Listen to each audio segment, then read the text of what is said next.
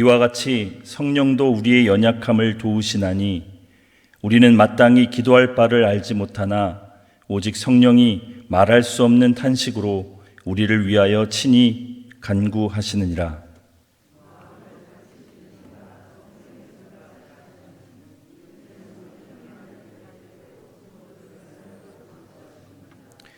우리가 알거니와 하나님을 사랑하는 자, 곧 그의 뜻대로 부르심을 입은 자들에게는 모든 것이 합력하여 선을 이루느니라.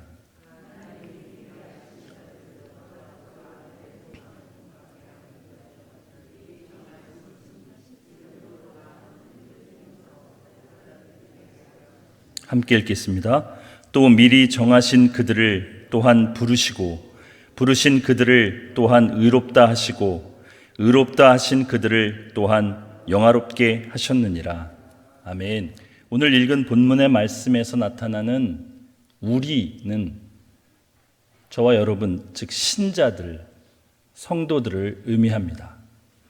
고린도후서 5장 17절에 이전 것은 지나갔으니 보라 새 것이 되었도다라고 하나님의 놀라운 선포가 기록된 하나님의 새로운 창조물, 그것이 저와 여러분 신자들입니다.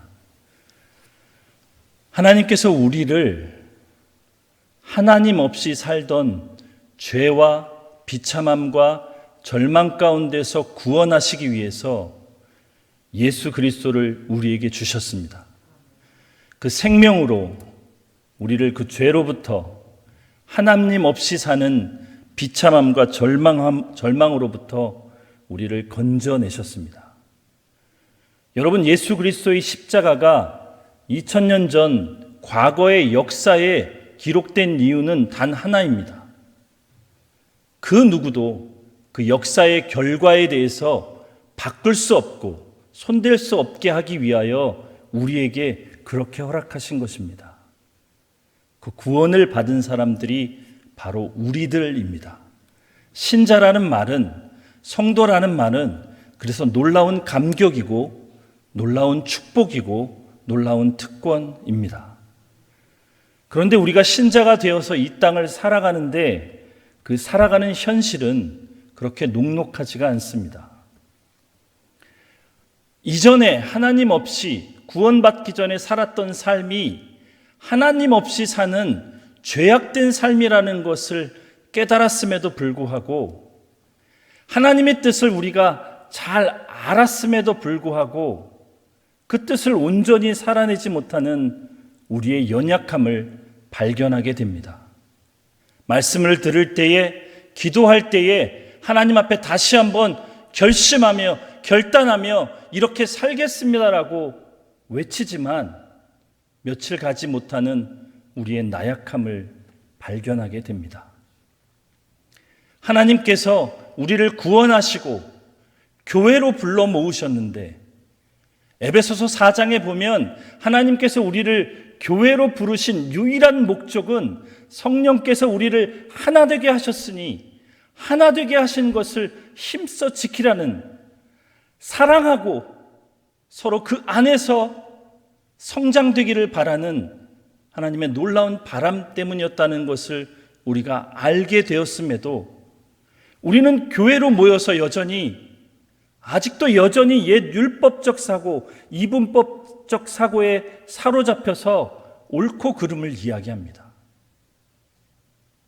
아직도 우리 안에 상대방을 정죄하고 미워하고 싫어하는 마음이 있음을 발견합니다. 너는 옳고 나는 옳고 너는 그르다라고 서로 이야기하다가 상처받고 힘들어하고 고통스러워하는, 하나님께서 새롭게 창조하시고 구원하셨다는 성도와 신자의 모습이 우리 안에 없음을 발견하며 우리들은 그 현실 속에서 탄식하고 고통스러워하는 것입니다. 왜냐하면 구원은 우리에게 이미 이루어졌지만 그 구원의 온전한 완성은 아직이라는 그 가운데의 과정 가운데 우리가 살고 있기 때문입니다. 이 신자의 탄식과 연약함에 대해서 오늘 읽은 본문 말씀 26절에 이렇게 이야기하고 있습니다. 우리 26절, 27절 말씀 다시 한번 읽어보겠습니다. 이와 같이 성령도 우리의 연약함을 도우시나니 우리는 마땅히 기도할 바를 알지 못하나 오직 성령이 말할 수 없는 탄식으로 우리를 위하여 친히 간구하시느니라. 마음을 살피시는 이가 성령의 생각을 아시나니 이는 성령이 하나님의 뜻대로 성도를 위하여 간구하심이니라. 그 누구보다도 하나님의 마음과 뜻을 알고 계시는 성령 하나님을 주님께서는 우리 각 사람 안에 주셨습니다. 그 주님께서 우리가 탄식하고 우리가 슬퍼하고 우리가 울부짖는 그 고통의 낮은 자리까지 오셔서 우리를 위해 탄식하고 계시고 우리를 위해 기도하고 계신다는 것이 오늘 읽은 성경의 구절인데, 여러분, 여기에는 하나님의 놀라운 의지가 담겨 있습니다. 성령께서 그렇게 탄식하고 우리를 위해서 간구하는 것으로 그치지 않으시고 반드시 이루어내고자 말겠다는 하나님의 의지가 담겨 있습니다. 그래서 28절에 이렇게 선포합니다. 우리 28절 함께 읽어보겠습니다. 우리가 알거니와 하나님을 사랑하는 자 곧 그의 뜻대로 부르심을 입은 자들에게는 모든 것이 합력하여 선을 이루느니라. 여러분과 제가 당하는 현실의 녹록감, 신자이되 신자답지 못한 연약함에 대한 아픔, 상처, 슬픔, 그리고 하나님을 믿지 않는 세상으로부터 받는 핍박 등의 모든 현실을 주님은 아름답게 바꾸시겠다고 하십니다. 모든 것을 합력하여 선을 이루게 하시겠다고 선언하십니다. 그런데 여기에 복음이 있습니다. 그렇게 하시겠다는 그 조건으로 우리의 어떤 행위나 우리 어떤 조건이나 우리 어떤 열심을 대지 않으시고 오직 유일한 조건을 하나 거시는데, 그것이 무엇이냐면 하나님을 사랑하는 자, 하나님께서 그의 뜻대로 부르신 자들이라는 그 조건 하나만 걸고 이 이야기를 하십니다. 다시 말하면 우리들에게 주님께서는 모든 것이 합력하여 선을 이루게 하시겠다는 그 뜻을 보이시는 것입니다. 그 하나님의 사랑을 여기에 담아두셨습니다. 그리고는 하나님께서 어떻게 그것을 이루어 가시냐에 대해서 29절과 30절에 이렇게 말씀하십니다. 하나님이 미리 아신 자들을 또한 그 아들의 형상을 본받게 하기 위하여 미리 정하셨으니 이는 그로 말미암은 형제 중에서 맏아들이 되게 하려 하심이니라. 또 미리 정하신 그들을 또한 부르시고 부르신 그들을 또한 의롭다 하시고 의롭다 하신 그들을 또한 영화롭게 하셨느니라. 하나님이 우리를 미리 아셨다라는 말은 하나님께서 우리를 친히 창조하셨기 때문입니다. 하나님께서 우리를 친히 창조하셨을 뿐만 아니라 하나님이 다스리시고 통치하시는 역사 속에 우리를 두셨기 때문입니다.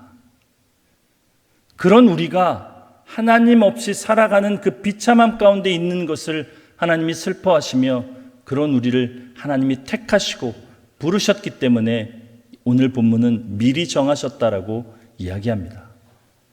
하나님의 은혜로, 사랑으로 우리를 미리 부르셨습니다. 정하셨습니다. 그리고 그렇게 부른 우리를 의롭게 하셨습니다. 그런데 여러분, 여기에 희한한 문장이 있습니다. 의롭다 하신 그들을 또한 영화롭게 하셨느니라. 이것은 과거형입니다. 제가 계속해서 말씀드리지만 우리는 아직 이루어지지 않은, 아직은 과정 가운데 있는 자들입니다. 아직은 실수하고 넘어지고 죄를 짓고 이 육체의 연약함 때문에 로마서 7장 8장에 있는 것 같이 탄식하며 하나님, 이 육체의 연약한 곤고한 몸에서 내가 언제쯤 벗어날 수 있습니까? 라고 고통스러워하고 몸부림치는 것이 우리임에도 불구하고 30절에는 영화롭게 하셨다라고 과거형으로 선포합니다. 그것은 하나님께서 반드시 그렇게 이루실 것이라는 뜻입니다. 여러분과 저를 하나님께서 인정하시고 기뻐하시고 받아주실 만한 영화로운 존재로 완성시키겠다는 하나님의 뜻이 담겨져 있습니다. 그런데 여러분, 구약 성경에도 이런 하나님의 놀라운 의지가 담긴 성경 구절이 있습니다. 에스겔서 36장 36절 37절에 이렇게 기록되어 있습니다. 제가 읽어드리겠습니다. 너희 사방에 남은 이방 사람이 나 여호와가 무너진 곳을 건축하며 황폐한 자리에 심은 줄을 알리라. 나 여호와가 말하였으니 이루리라. 주 여호와께서 이같이 말씀하셨느니라. 그래도 이스라엘 족속이 이같이 자기들에게 이루어 주기를 내게 구하여야 할지라. 이스라엘이 범죄함으로 멸망을 당하고 바벨론으로 포로로 잡혀가서 이스라엘 땅이 황폐하게 되고 무너진 상황 가운데서 하나님을 알지 못하는 이방 나라의 포로로 잡혀가서 비참한 삶을 살고 있는 하나님의 백성을 향해서 하나님은 온전히 하나님의 은혜와 사랑으로 그 땅을 회복시키고 그 백성을 회복시키겠다고 앞에서 선언하십니다. 그리고 37절에 그래도 이스라엘 족속이 내게 구하여야 하리라 이렇게 말씀하십니다. 여러분, 우리는 이 하나님의 놀라운 의지와 뜻과 사랑 가운데 살아가고 있는데 하나님은 그런 우리에게 기도를 요구하십니다. 왜 기도하라고 하시는 것일까요?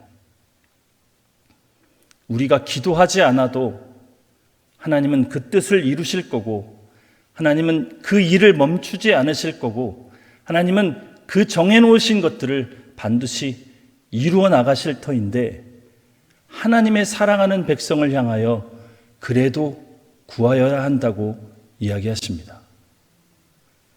그것은 여러분, 우리가 하나님을 향하여 우리의 연약함을 구하고 하나님의 도움을 구하고 하나님의 일하심을 구하게 될 때 우리는 우리의 눈과 우리의 감각이 떠짐으로 인해 하나님의 살아계심을 그제서야 볼 수 있기 때문입니다.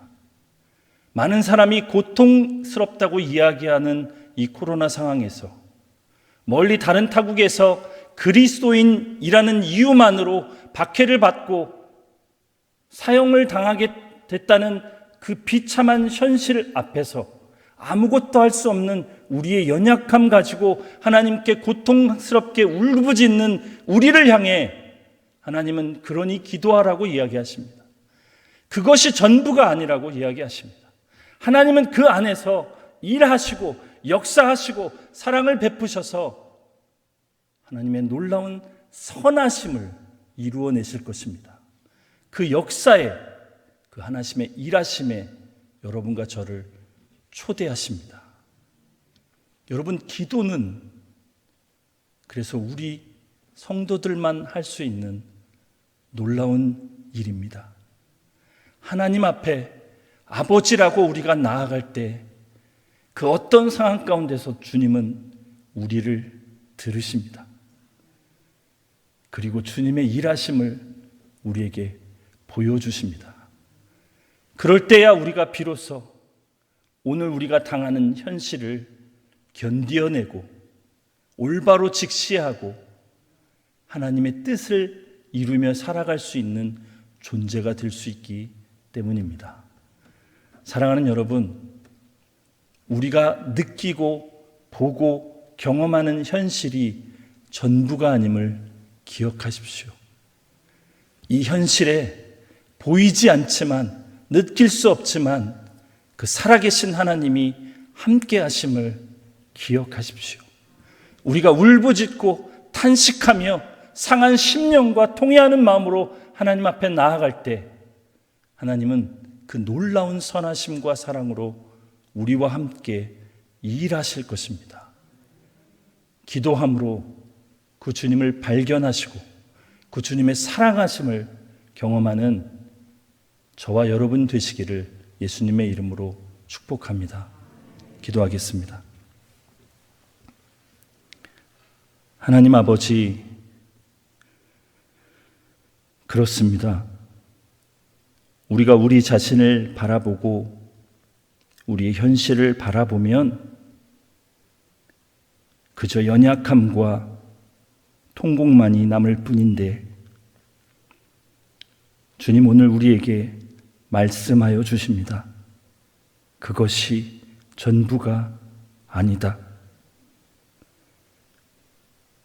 하나님이 우리와 함께 하심을 우리가 느낄 수만 있다면, 하나님이 지금도 우리와 일하고 계심을 느낄 수만 있다면, 하나님이 그 선하시고 온전하신 뜻 가운데에 우리가 아무리 절망하고 고통하고 비참하고 무너진 자리라도 선함으로 바꾸실 수 있다는 사실을 기억할 수만 있다면 우리는 신자로 살아갈 수 있습니다. 주님, 우리에게 그 믿음을 주옵소서. 주님, 우리에게 기도할 수 있는 영을 부어 주옵소서. 우리 안에 일하시고 사랑하시고 역사하시는 그 주님이 오늘 우리도 주님과 동행하는 삶 살아갈 수 있도록 함께하여 주옵소서. 예수님의 이름으로 기도합니다. 아멘.